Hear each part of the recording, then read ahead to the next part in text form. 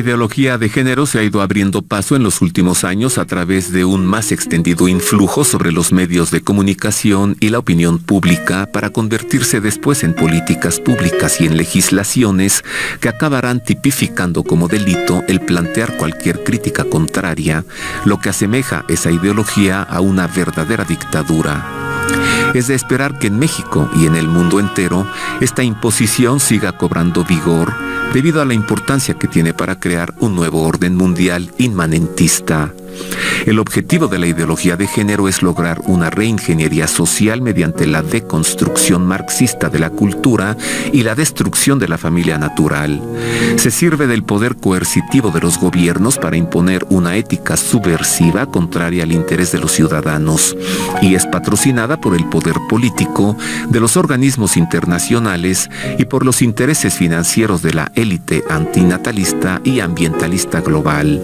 La implantación de la ideología de género no es el fin, sino el medio para facilitar el objetivo último, que es operar una reingeniería social que pueda dar paso a un nuevo orden mundial que pretende ser centralizado, socialista y ateo. Esta nueva ética pretende ser universal, relativista, inmanente y neopagana, y necesita lograr una sociedad homogeneizada en el pensamiento y desarraigada de credos, principios y valores.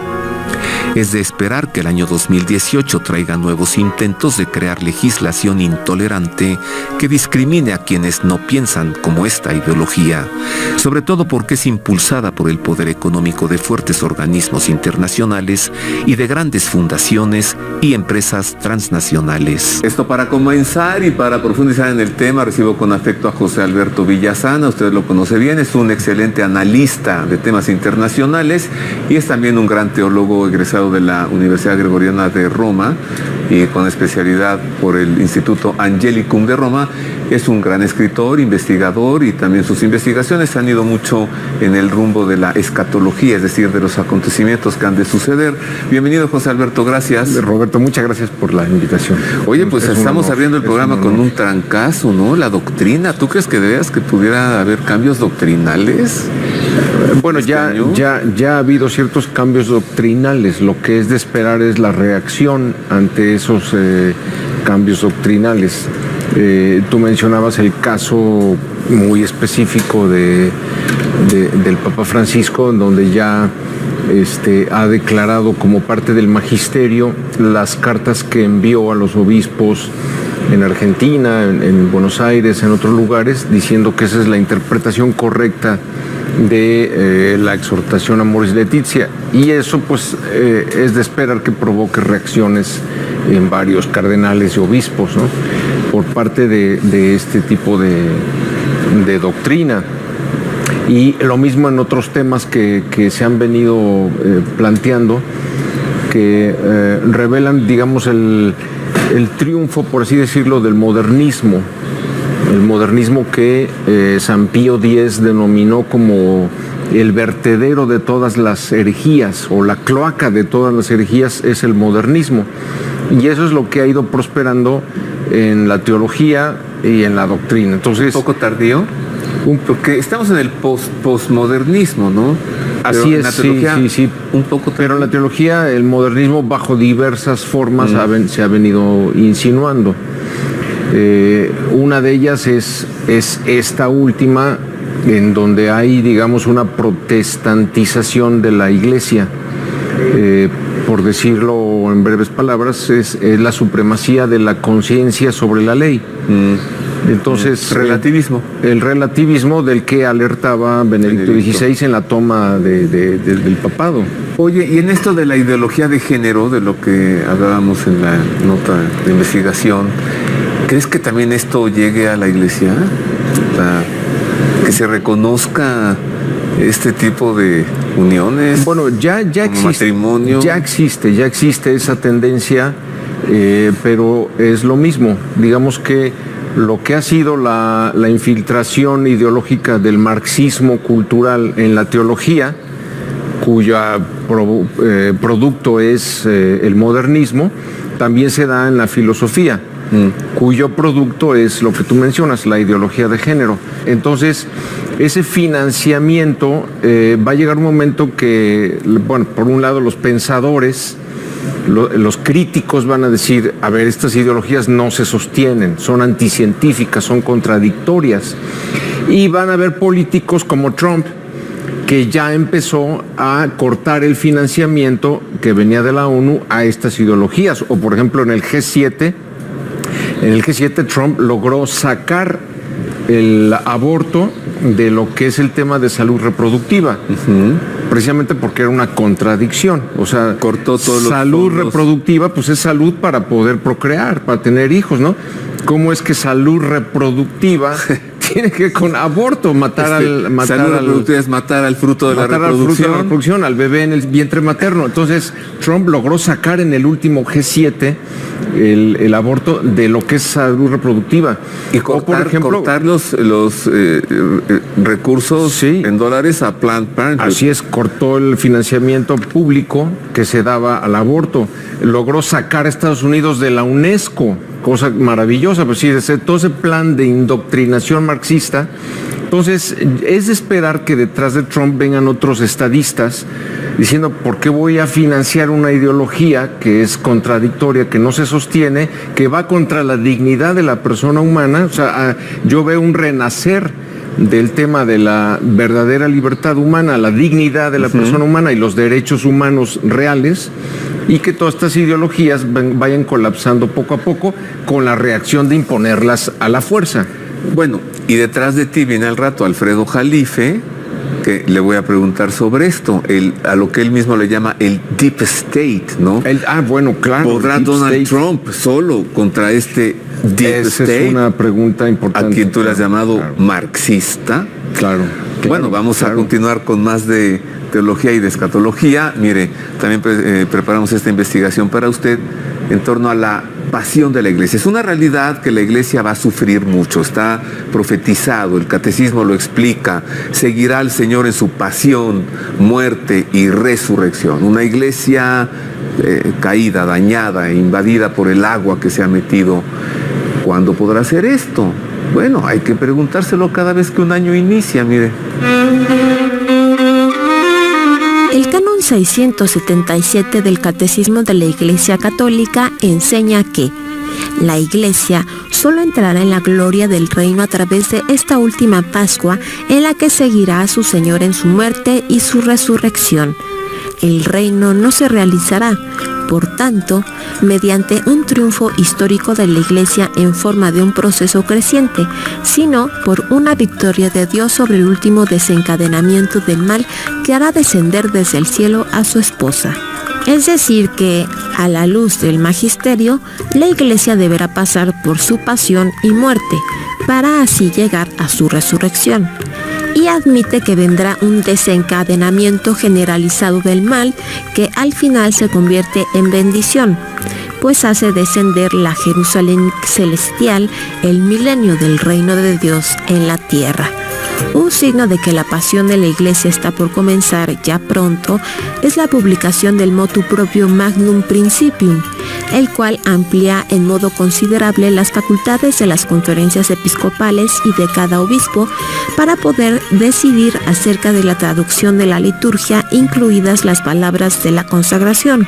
La gravedad del documento consiste en que pone como base de esa decisión un proceso de descentralización de la Iglesia que va en contra del primado de Pedro, e incluye la liberación litúrgica total, sin las restricciones canónicas que limitaban los abusos o excesos, cosa que provocara una severa anarquía doctrinal.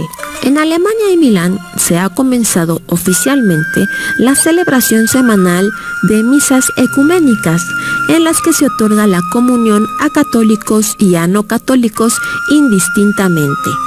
En consecuencia, el 5 de noviembre de 2017, un cardenal y un obispo levantaron la voz públicamente declarando que la intercomunión promovida por Roma no es admisible por atentar gravemente contra la Eucaristía. La liberación en materia litúrgica causará, sin lugar a dudas, que este cisma se vaya pronunciando rápidamente al punto de que podría intervenir el Papa Emérito Benedicto XVI para tratar de clarificar acerca de este asunto. Ups, está dificultoso eso, José Alberto. Misa ecuménica, o sea, protestantes y no católicos recibiendo la comunión cuando el cisma de Occidente desde hace 1000 años provocó la ruptura, claro. Es una contradicción. A ver, ¿cómo es esto? Sí. Es toda esta corriente modernista que trata nuevamente de resucitar a Lutero como un gran predicador, difusor del Evangelio. Gracias a él conocemos el Evangelio, ¿verdad? Cuando en realidad, pues él llamó de lo peor al papado de su época y a la iglesia y todo, y él mismo decía que no era ningún afán, digamos, de reforma doctrinal la que él quería, era simplemente de poder, era una lucha de poder. Pero contradictoriamente se ha impulsado durante todo el año pasado hasta noviembre, que se cumplió el 5º centenario de Lutero, se vino promoviendo un documento que se mandó a todas las parroquias del mundo, en el donde se cuestiona la transubstanciación, por ejemplo. Dice que eso ya es el centro de nuestra fe. Debe, pues la Eucaristía es el centro de nuestra fe. O sea, si no está Cristo en la Eucaristía, claro, ¿qué estamos celebrando? Exactamente. Entonces la pregunta es si los protestantes no creen la presencia real de Jesucristo en la Eucaristía, ¿cómo los puedes meter en una misma celebración eucarística con los católicos? Entonces tú ves 2018 como un año peligroso hacia católicos, digamos, conservadores, ¿no? Que conocen su fe y no van a querer aceptar. Así es, y la reacción, es decir, cada vez más esta tiranía que viene de Roma. Bueno, tú regresas al programa. Ahora voy con geopolítica. Sí. Voy con el tema de la geopolítica internacional. Viene enseguida Alfredo Jalife-Rame. Regresas al final, José Alberto. Más adelante, Ernesto Farril. Y cerramos los 4 juntos. Vamos a ver qué pudiese suceder en 2018 en materia de geopolítica internacional. El año 2018 tendrá que ser decisivo en la configuración de un nuevo orden mundial, en el que las 3 piezas importantes del tablero son las superpotencias Estados Unidos, Rusia y China. La configuración de este nuevo orden mundial implica la decisión de una estrategia dificultosa para cada uno de estos 3 países. Consiste en que una alianza tripolar no se percibe sencilla ante 3 escenarios previsibles. Un G2 integrado por Rusia y China sin los Estados Unidos, un G2 integrado por Estados Unidos y Rusia, tal como lo desea el organismo sionista conocido como Consejo de Relaciones Exteriores de Estados Unidos sin China, o el tercer escenario de un G2 de Estados Unidos y China sin Rusia. Por su parte, la Unión Europea pactó a mediados de 2017 un colosal acuerdo económico con Japón, que por un lado dejó fuera a los Estados Unidos, pero que al mismo tiempo provocó una alianza norteamericana con Rusia. Ante el riesgo seguro de que un G2 integrado por Rusia y China podría romper la hegemonía global del dólar, el caos mundial podría ser menor con la implementación de un G3 integrado por Estados Unidos, Rusia y China. Este sería el escenario ideal para el nuevo orden mundial del siglo XXI. Sin embargo, el Deep State de los Estados Unidos tiene el poder oscuro de quebrarlo. Esto para comenzar en el tema de la geopolítica. Qué información tan interesante esta, la del G2 y G3. Y para profundizar en el tema, recibo con afecto, ya sé que usted lo espera mucho, yo también, querido amigo, Dios me lo regaló como tal, y un gran analista, yo diría el analista de México en la geopolítica internacional, es el doctor Alfredo Jalife-Rame. Bienvenido, mi querido Freddy. Gracias, Roberto. El público clamaba tu presencia. Y yo también clamaba por estar con ellos. Claro. Bienvenido. Encantado. Oye, ¿qué escenario tan padre? ¿Un G2 o un G3? ¿Tú a cuál le vas o cuál piensas que pueda suceder? Se está asentando. ¿Y no ves otro país más? O sea, nomás Rusia, Estados Unidos, China, sí, y ya. No hay otro. Bueno, mira, quizás India, Japón no le da. Japón, mira, el problema de Japón está estancado económicamente desde hace 20 años, una gran recesión. Ahí viene, detrás de ti viene Ernesto Farril, a ver qué nos dice Ernesto de la economía japonesa. Detrás o delante, depende, ¿no? Bueno, y luego, entonces Japón tiene el problema demográfico. si sigue con su tasa de natalidad negativa, pues desaparece en 30 años. Fíjate qué factor tan importante es la demografía. Y ahí quiero pesar mucho porque es la salvación de México. Claro, la salvación nuestra es la cultura y la demografía, y nuestros jóvenes. Y la mitad de México tenemos la fe. Fíjate, tenemos la fe. Bueno, la fe, la religión en México es punto de unión. Fundamental. Sí, pues el mexicano va más allá del catolicismo, es guadalupano. Es un fenómeno muy sui generis. Bueno, entonces mira, en realidad Obama cometió el grave error de haber empujado a Rusia a los brazos de China. Entonces, ¿qué sucedió? Brzezinski, que acaba de fallecer, tenía la idea de crear un G2 de Estados Unidos, siempre Estados Unidos como pivote, con China contra Rusia. Bueno, no se dio. Estados Unidos aliado de China. Sí, contra Rusia. Ajá. Bueno, eso no se dio. Bueno, tan es obvio que Trump está peleado ya con los chinos, ¿no? Lo hemos visto, etcétera. Y lo que viene. Porque China ahorita ha dejado en muchos rubros a Estados Unidos atrás, sobre todo en inteligencia artificial. Los chinos tienen un gran avance tecnológico. No, además tienen mucho dinero. Oye, ya tienen más de 3 millones de dólares de reservas. Estados Unidos tiene menos reservas que México. ¿Y que para qué tocamos ese tema? Bueno, y su comida es deliciosa. Bueno, esa es la parte china. Sí, nos ha tocado nosotros somos fanáticos de la comida china. Que dicho por Maxim's, es la mejor comida del mundo. ¿Cómo se llama el restaurante donde nos encontramos? No, ¿de qué es de publicidad? Sí, ¿por qué no? Pues es muy bueno. ¿Cómo? O sea, me gusta el dragón de Hamburgo, que es la verdadera china. Bueno. Esta es la de Taiwán, Blossom. Es bueno, el pato la que Blossom. No, está la de Zoé. ¿Quieres que siga con que Insurgentes, que ya tumbó a Rafaelo? Quitaron a Rafaelo. Rafaelo es Farafusi. Imagínate, bueno, entonces ese es el G2, se cayó. Luego Kissinger sale con un G2 también, pero diferente, de Rusia y Estados Unidos contra China. Entonces, en resumen, se cae también lo del G2 por todos los escándalos del Russiagate. Es decir, que ni hay tal, realmente es el complejo militar e industrial de Estados Unidos, el Deep State. Por eso Trump peligra. Él no tiene la maquinaria jurídica que tiene el Deep State. Entonces, júntale. Tienes el FBI, la CIA, tienes el Pentágono. No, en realidad Estados Unidos tiene 16 agencias de espionaje. Ninguna quiere a Trump, ¿eh? Yo no sé cómo ha subsistido. Ha cambiado a personas y todo. Pero ahorita, si quieres, entramos a los escenarios. Entonces, en resumen, ¿qué sucedió con esto del G2 que no se dio? El mundo, de hecho, y mira, es la buena noticia para esta vez, se da con el acercamiento de las dos Coreas. Fíjate qué interesante. Wow. Con tratativa, las dos ya se reunieron. Si se acercan a Estados Unidos y Rusia, pues se acerca a Norcorea y Surcorea. Sí, pero se acercaron. Detrás del arreglo está Rusia y China. Wow. Y Estados Unidos también, porque al final estaba blofeando Trump, le agarraron el bluff. Vladimir Putin comentó, le ganó Kim Jong-un, ya ves que está vilipendiado, demonizado, anatemizado, exorcizado. Tú sabes esos términos más que yo. Es una apóstata del mundo. Está infestado. ¿Qué sucede? Pues él bajo el agua pide la intervención de Rusia y China y lo consigue. Wow. Entonces ahorita vienen los Juegos Olímpicos de invierno, va a participar Norcorea, fíjate qué interesante. Y ya tiene negociaciones, y los Juegos Olímpicos se van a dar a 38 kilómetros de la frontera. Oye. Yo creo que esa es la tónica para el nuevo orden mundial. Es decir, siempre fue mi tesis, seguramente lo viste en mi libro, el mundo será tripolar o no lo será. Estados Unidos, Rusia y China. Y no doy orden, Yo incluso Estados Unidos no lo pondría en primer lugar.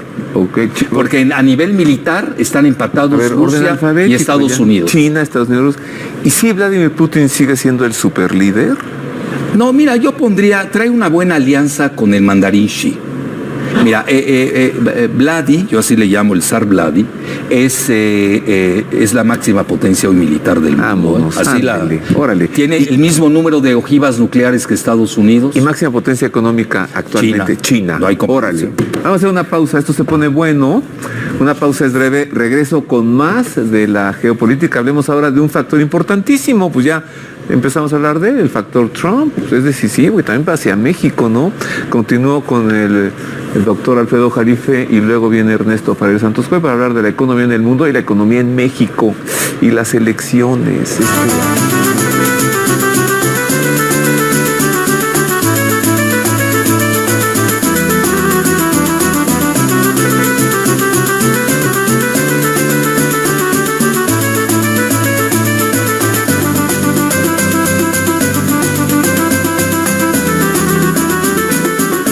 Hay una lluvia de tweets aquí, mi querido Freddy.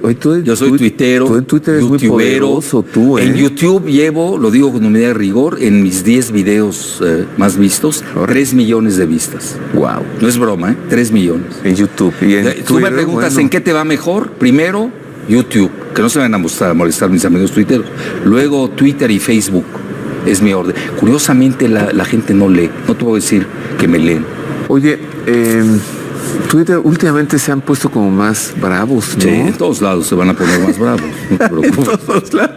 Este Viene año, viene la censura muy fuerte. Bueno, cuentas de Twitter para usted, una... Y si eres de Venezuela, depende de qué partido, si eres ruso, imagínate, ve cómo está la cosa, bueno. Bueno, deja anunciar mis cuentas, ¿no? Ahí está la cuenta personal de un servidor, luego tenemos la cuenta del programa, vámonos. ¿Y tu cuenta, mi querido Freddy, cuál es? Es Alfredo Jalife R _. Ya me tumbaron 5 cuentas. ¿Sabes? Pues es que dices cosas que yo soy más amigo de la verdad que de la posverdad. Fíjate lo que dijo Santa Teresa de Jesús, te va a gustar. La verdad no perece, padece. Vamos, está bonito. Por eso tenía cuestiones visiones, delirios, etc. Bueno, factor Donald Trump, ¿qué puede pasar para 2018? Mire esta información. Después de su triunfal visita a Arabia Saudita e Israel y su polémica travesía por Europa, Donald Trump regresó a su realidad doméstica en donde se encuentra sitiado por la dinastía de los Bush, padre e hijo, los Clinton y Obama, al unísono de los servicios de espionaje de la dupla FBI-CIA, que en su conjunto representan una parte sustancial de la oligarquía plutocrática del Deep State que controla a los presidentes en turno. Sin embargo, Trump no está acabado, pues cuenta con las prerrogativas del Poder Ejecutivo que son enormes y sobre todo tiene el botón nuclear al alcance de su mano como comandante supremo de las Fuerzas Armadas. Trump está domesticado, confinado a su esfera ejecutiva desde donde ha sido obligado a respetar tanto al Poder Judicial como el juego legislativo dentro de su propio partido y con la oposición.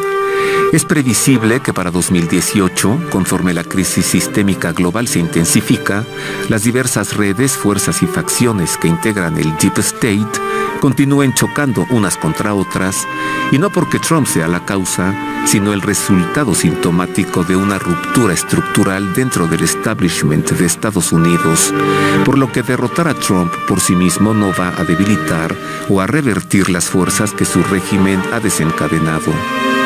La sociedad estadounidense está seriamente fracturada y vive un ambiente de guerra civil postelectoral entre el Partido Demócrata y el Partido Republicano, y peor aún, dentro del seno mismo de los republicanos en medio de constantes intrigas.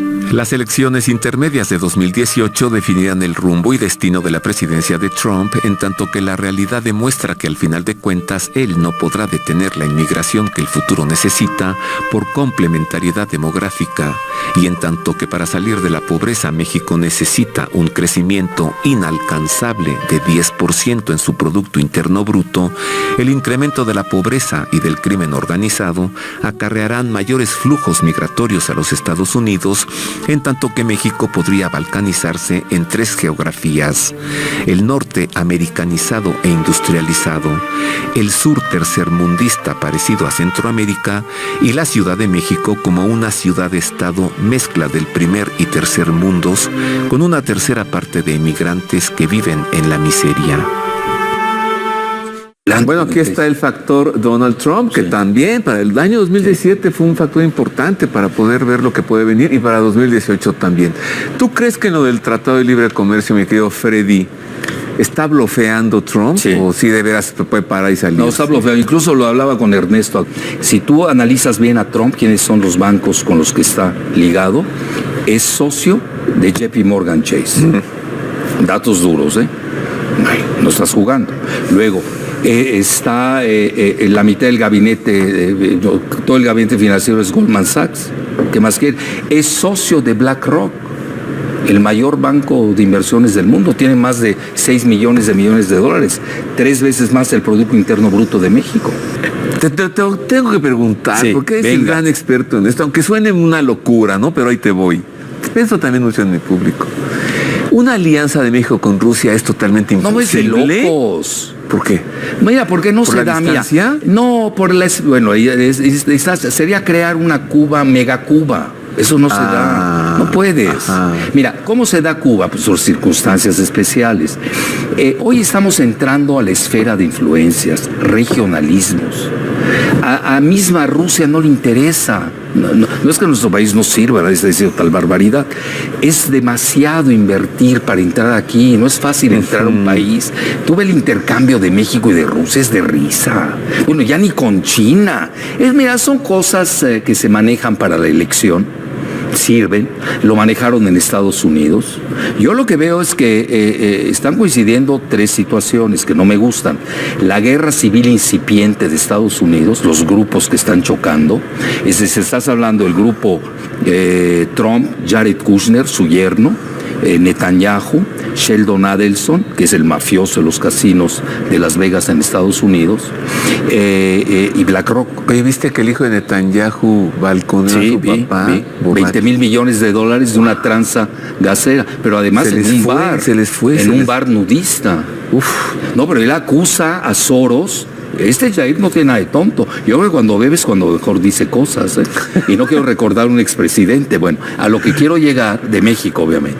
El Jair famoso dice, le pega a Soros, para que veas que sí es real la guerra civil entre israelíes, grupos de poder. Dice, Soros es uno de los dueños del mundo. Bueno, si tú o yo lo decimos, conspiranoicos, Sí, ya sabes, se te avienta, antisemita, se te avienta. Pero que lo diga Jair, Wow. el hijo del primer ministro, no, este cuate dice cosas interesantes. A ver, tengo que preguntarte algo más. Pero también. ¿contra quién? No te acabé de decir contra quién viene el pleito de BlackRock. Contra el grupo de Soros, que es el que controla a los Clinton, a Obama, va abiertamente. Pero luego tienes otro grupo que son los Bush, que se han coaligado, que son republicanos, la CIA, desde el papá, que se han coaligado con los Clinton precisamente para tumbar a Trump. Trump se está tambaleando. El Deep State famoso. A ver, en un minuto. Sí. ¿Por qué sale Donald Trump de la nada y dice, la capital de Israel es Jerusalén? Y Porque no lo Tel Aviv? financió, O sea, Tel Mijuay. ¿De dónde acá lo eso? financió Sheldon Adelson. Eso ya se sabe. Tú lees la prensa israelí, yo leo cotidianamente. Sheldon Adelson, el mafioso de los casinos, ligado a Netanyahu, habían tenido esa promesa y le costó $20 millones el financiamiento en ese momento. Yo hasta escribo, oye, tan barato es Jerusalén, pero es absurdo, porque Jerusalén es una ciudad de 3 religiones monoteístas. Claro. Tienes el barrio cristiano, el barrio musulmán, donde está, bueno, el barrio cristiano, pues ya sabemos todos de qué se trata, y el barrio musulmán, donde está precisamente Al-Aqsa, es donde precisamente Mahoma, esa es la tradición, va al cielo. Vamos a hablar de economía. ¿Está bien? Bien, Ernesto Sí. Farril, tú regresas. Y hablamos de la guerra demográfica, si quieres, de Trump contra México. Ah, sí, por favor, la balcanización. Trato hecho. Bueno, pasemos Encantado. a hablar de economía. ¿Qué puede suceder en el mundo en materia económica global en 2018? Abrimos con esto. Según análisis de Bursa Métrica, para 2018 los principales pronósticos para la economía global son los siguientes. La economía mundial pasa por un buen momento en el que los datos más recientes para las distintas economías más importantes han estado reportándose hacia arriba de lo esperado, por lo que la economía mundial pudiera crecer a 3.7% anual. En Estados Unidos, la expansión del PIB para 2018 podría ser del 2.6% anual, superior a los 2 años anteriores. La zona euro pudiera crecer a 2.4% anual, que sería el crecimiento más fuerte desde 2007. En el Reino Unido, considerando que saldrá de la Unión Europea para el primer trimestre de 2019, su PIB pudiera ubicarse en 1% anual. La economía japonesa, luego de un crecimiento de 1.8% en 2017, para 2018 pudiera ser de 1.6%. Para China, gracias a su viraje hacia el mercado interno emprendida hace unos años, su PIB será de 8.5%. Las economías emergentes verán un crecimiento superior al 4.5%. Particularmente la economía de India pudiera seguir avanzando a un ritmo superior al 7%. El dólar continuará fuerte, apoyado por las expectativas de la economía norteamericana, el aumento de las tasas de interés en dólares, la aplicación de la reforma fiscal ofertista del presidente Trump y la gradualidad de la normalización monetaria en la zona euro y en otros países. En los mercados financieros globales, para finales de 2018, las tasas de largo plazo aumentarán más rápidamente que las tasas de referencia de los bancos centrales, anticipándose a mayores déficits fiscales y a mayores presiones inflacionarias para los siguientes años. Bueno, esto para comenzar, para profundizar en el tema, recibo con afecto, usted lo conoce bien, Ernesto Farril Santos Coy, es presidente de Bursamétrica, y si hace rato dije que Alfredo Jalife es el analista de la geopolítica en México, Ernesto Farril, bien sabido, es el analista de la economía en México. Bienvenido, Ernesto. Roberto, ¿cómo estás? Bien, muchas gracias. Siempre me ha gustado mucho tu apellido, oye. Casualmente a mí me gusta también tu idea. Oye, todos estos números que tú entiendes y dominas perfecto, en cristiano, ¿qué significa? En el mundo, 2018, en la economía, ¿nos va a cargar el payaso o nos va a ir muy bien? En pocas palabras, estamos viviendo en lo que es la economía mundial. Estoy hablando de la economía de todo el planeta. Ajá. Estamos viviendo una fase de muy buen crecimiento económico, con una circunstancia además de una inflación todavía muy reducida. Varios países que estaban atravesando por recesión, como Brasil, Rusia, Argentina, pues han dejado esa fase de crecimiento y están pasando a crecimiento nuevamente. De tal forma que tenemos una economía en la que pues países como Japón o la zona europea, que o no crecían o crecían muy poco, pues ahora están creciendo a un ritmo más alto. Por otra parte, en Estados Unidos, a finales del año pasado, el Congreso norteamericano le aprobó al señor Trump su primera victoria en el Congreso, una reforma fiscal sumamente agresiva en la cual le baja la tasa de los impuestos a las empresas del 35%, que era la tasa de impuesto sobre la renta, al 21%. Entonces, pues esto tiene una serie de implicaciones, pero la más relevante para nuestro país tiene, como todo en la vida, una parte buena y una parte mala. Pues la parte buena es que la economía de Estados Unidos, que pues lleva prácticamente 8 años de crecimiento, y el ciclo en promedio de bonanza en la economía americana es de 8 años, pues con esta reducción tan importante de impuestos, pues está generando una nueva ola de inversiones allá, de inversiones de poner plantas, etcétera, y con eso se puede prolongar el ciclo económico por algunos años más. Entonces eso beneficia a México desde el punto de vista de que no somos una economía exportadora y le podemos exportar más durante más tiempo a Estados Unidos. El lado negativo, pues tenemos la amenaza de que aquí tenemos un régimen fiscal muy descompetitivo en comparación a cómo ha quedado el régimen fiscal en Estados Unidos, y pues puede ser que pues algunas inversiones o proyectos de inversión que empresas americanas iban a hacer en México, pues las pospongan, porque además el señor Trump pues armó un programa de repatriación de utilidades, a través de las cuales les ofrece un impuesto todavía más bajo a las empresas para que se traigan sus utilidades que están en distintos países, en México, etcétera.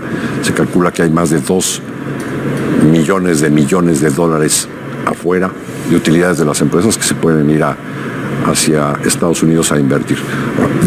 La economía de México, ¿cómo la vemos? Estamos arrancando con una economía con cierto crecimiento de velocidad crucero que llaman, ¿no? O sea, muy lenta. Muy pobre crecimiento, ¿no? Muy insuficiente, alrededor del 2%. Y lo que hemos estado viendo en los últimos indicadores es que el mercado interno tiende a debilitarse. ¿El mercado interno de México? De México. Por ejemplo, simplemente las ventas de los automóviles en diciembre se cayeron 17%. ¡Sas! Bueno, pero la economía exportadora nos salva, ¿no? Se exportaron más automóviles de los que se produjeron. Hay un inventario, ¿no? Ajá. En el mismo mes de diciembre. Hay más temas de que hablar, ¿no? Tenemos lo que se llama la tormenta perfecta, ¿no? La reforma fiscal que nos puede beneficiar de un lado, pero pegar del otro lado, porque tenemos que aquí hacer una reforma fiscal estadounidense. Estados Unidos. Ajá. La negociación del Tratado de Libre Comercio, Ajá. que todavía es lo que le pregunté a Alfredo Jalife, te lo pregunto a ti. ¿Trump está bloqueando con salirse del tratado? Hace poquito, hace unos días, el señor Trump expresó en las redes sociales que se va a comportar de una forma flexible, que entiende que los mexicanos van a tener unas elecciones y que está dispuesto a seguir negociando mejor después de las elecciones para que no se afecte el proceso de elecciones. O sea, bueno, quiere ser el coco todo el año. Unos cuantos días antes, los negociadores canadienses aseguraban que Trump se salía a finales de este mes. ¿Cómo sabes, Ernesto? Hagamos otra pausa. Es breve. Al regresar, la economía mexicana, por favor. El escenario para México en julio, ¿no? Comenzando el segundo semestre, elecciones. Es un factor a considerar. Y por favor, háblanos de los famosos cisnes negros, ¿no? Eventualidades que se ve que no pueden ocurrir, pero ¿qué sucedería si ocurriesen? No van a suceder, pero ¿y si sucedieran? ¿Qué pasa, no? Los cisnes negros en el mundo y los cisnes negros para México al volver. Y luego, los tres juntos aquí, por orden alfabético, Alfredo Jalife, Ernesto Farril y José Alberto Villasana, juntos para ir concluyendo lo que puede ocurrir en este año que apenas empieza.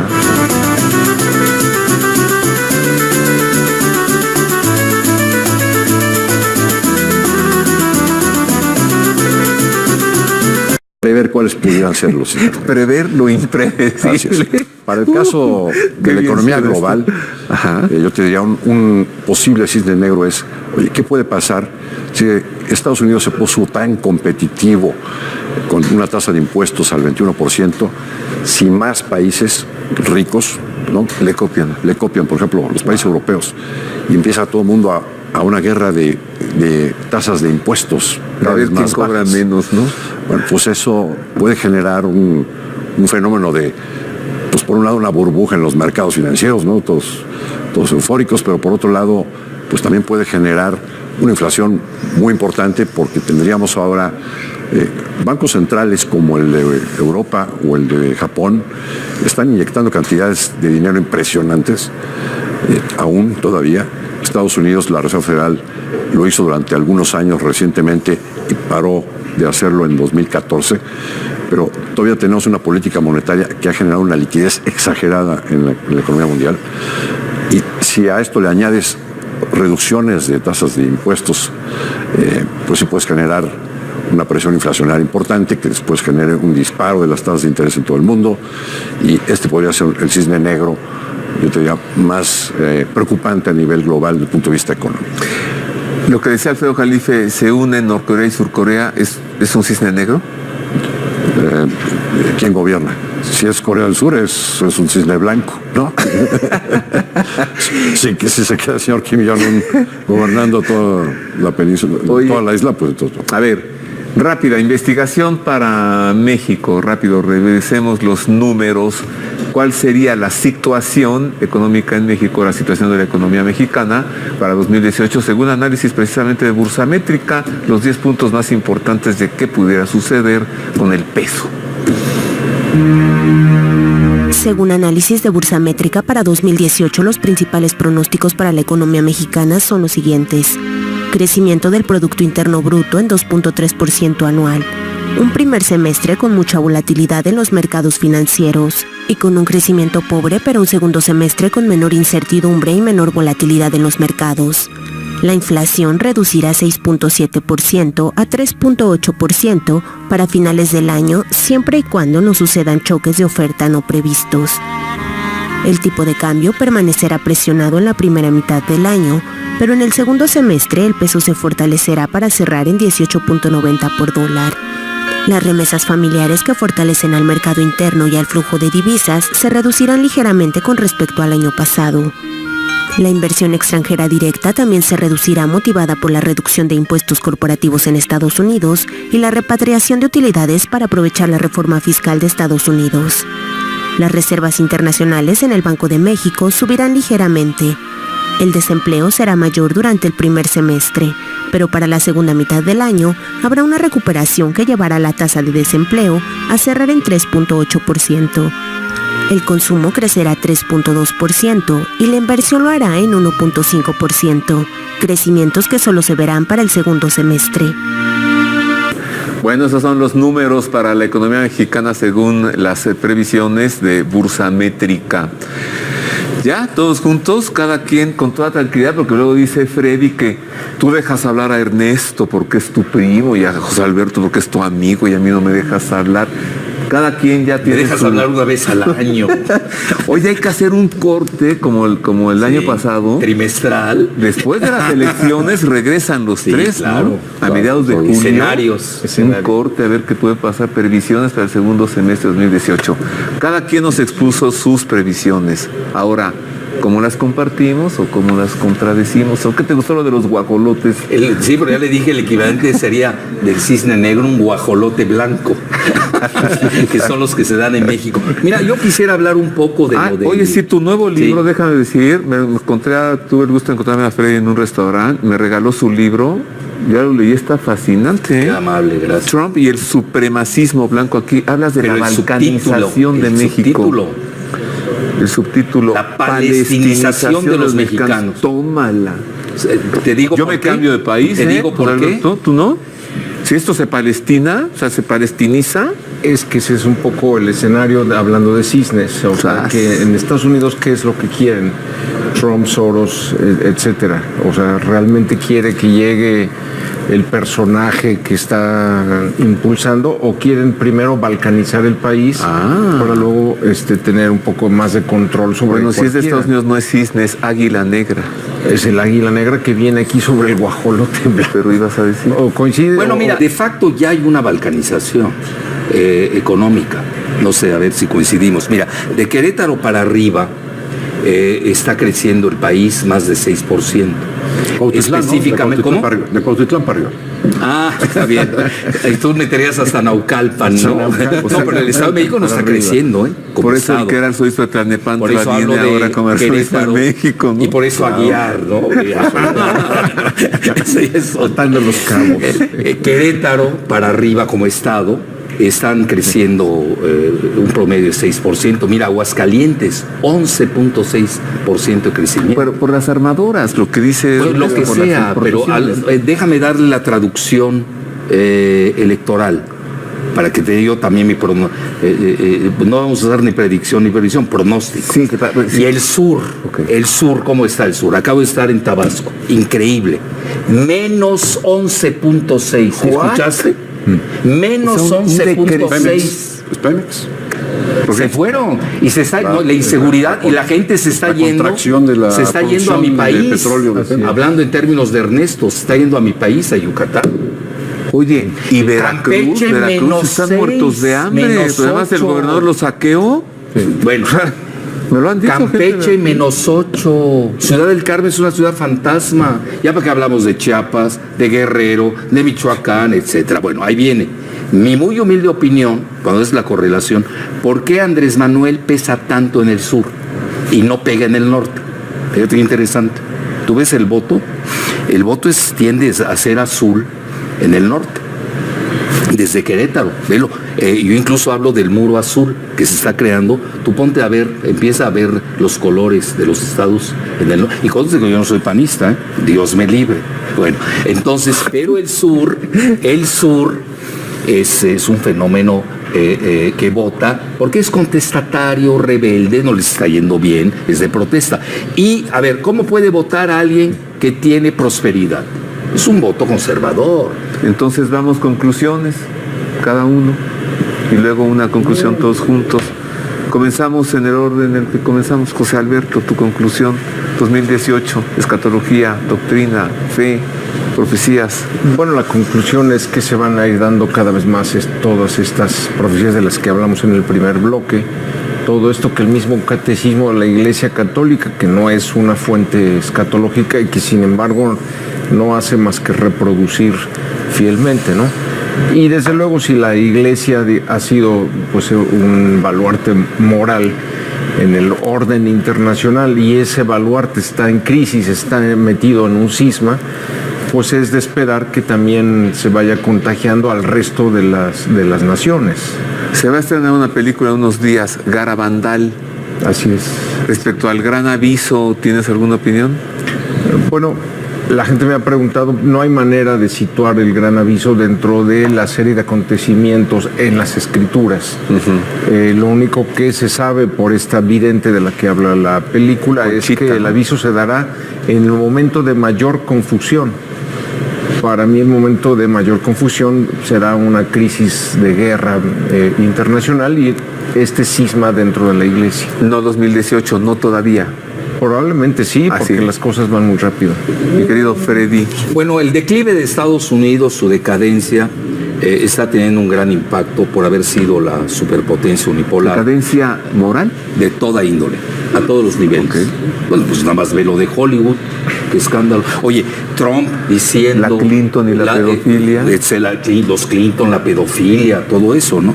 Etcétera. No, y los escándalos sexuales, ya hasta Papá Bush en silla de ruedas, así manoseando, no, y dije, bueno, qué acróbata. Digo, dices, bueno, ¿qué es esto, no? Es decir, hay una gran descomposición de Estados Unidos que nos está afectando al planeta, Y mira, los vacíos se llenan. Ideología de género, sí, de ahí viene, ¿no? Se llenan y los están llenando Rusia y Estados Unidos. Mira, yo no veo esta locura de que Rusia llega a México. Lo estaba conversando ahorita off the record. Mira, si no aceptaron los dos misiles rusos en la época soviética, en el 62 en Cuba, tú te imaginas a Rusia y Estados Unidos si no dejaron a los chinos con el tren bala. ¿Cómo van a dejar? Sí, pues, si no y con Dragon Man. Y el castigote fue la Casa Blanca. ¿Cómo van a permitir Rusia en la frontera? ¿Cómo van a permitir a Rusia y con Andrés Manuel vas a comprar el tren a los chinos? Es de locos, es de locos. Bueno, mira, esa parte de la propaganda, pero pega, sí le llega sobre todo la opinión pública que es ignorante, desinformada, y hay mucho chayotero, desgraciadamente abunda. Pues, no, en general, dije opinión pública en general y la que está controlada. Le toca a Ernesto. Sí. No lo dejas hablar. Bueno, adelante. Haz otro programa para que sí, venga. Claro. Bueno. El segundo semestre, en julio, comenzando. Bajo un entorno mundial, económico mundial muy favorable, vamos a vivir un 2018 con claras dos mitades. Primer semestre, con enormes presiones sobre el peso mexicano, la incertidumbre política, muy bajo crecimiento con el que está arrancando sobre todo el mercado interno, que ya dimos algunas cifras aquí de contracción del mercado interno, y una segunda mitad del año donde muy probablemente nos pongamos optimistas, porque pues en nuestros escenarios, por ejemplo, si planteamos que a fuerzas va a tener que hacerse una reforma fiscal bien hecha a finales de este año. Es decir, si ante la preocupación del primer semestre tú nos recomendarías tranquilos, el segundo viene mejor. Así es. Pero está el factor elecciones. Entonces nos vemos en julio. Nos veremos en julio, a ver si sigo optimista para la segunda mitad del año. Vamos a ver. ¿O no? Si regresa en julio. Julio le escribes con M. Julio le escribes con M. ¿Tú regresas en julio? Sí. Oye, nos vamos a comernos con los chinos. Sí, pero vamos a cambiar de los taiwaneses a los de la región de Sichuan, que es la comida picante, y son y ahí están los osos. Los cangrejitos. Así es. Hay que decir los nombres a ver si luego nos invitan. Gracias, Freddy. Encantado, un placer. Gracias, José Alberto. Gracias a ti. Gracias, Ernesto. Un honor. Es un privilegio hacer cada año este programa con los 3 grandes expertos y analistas que hay en nuestro país, en geopolítica, en economía y en teología escatológica. Gracias. Segundo programa en julio. Mientras tanto, mil gracias a cada uno de ustedes. Mil gracias a los 3 en conjunto. Nos han dado un muy buen programa. Dicen que cuando la flecha se ve venir, duele menos, ¿no? Cuando te pega, entonces por eso las previsiones 2018. Feliz año, Dios le guarde, feliz semana, gracias.